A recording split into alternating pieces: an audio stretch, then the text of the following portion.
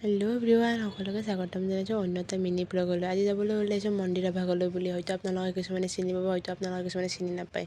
এয়া মানে মই ওলাই মেলি ৰেডি হৈছোঁ, বৰমা মানে ৰখি আছোঁ, বৰমা হোৱা নাছিল। এয়া ফাইনেলি বৰমাৰো হৈ গ'ল আৰু মানে এতিয়া যাব ওলাইছোঁ মন্দিৰৰ বুলি। যিহেতু মন্দিৰ ভাগ ওচৰতে হয়, সেইবাবে আমি খোজকাঢ়িয়ে গৈ আছোঁ। এনেকৈ খোজকাঢ়ি গৈ মানে ধেমালি কৰি গৈ আছোঁ। যিহেতু আজি মহোহো এটা পৰম্পৰাগত উৎসৱ, সেইবাবে বৰমাই মহোহো গীতটো গাই আছে। আগতে বোলে তেওঁ বোলে গৈছিল আকৌ ঘৰে ঘৰে এনেকৈ মহোহো গীতটো গাই কিনে, এনেকৈ আমিও গৈছিলোঁ বাৰু। এতিয়া যিহেতু টাউনত সেইকাৰণে যোৱা নহয়, তথাপিও চাওঁ আৰু কি হয়।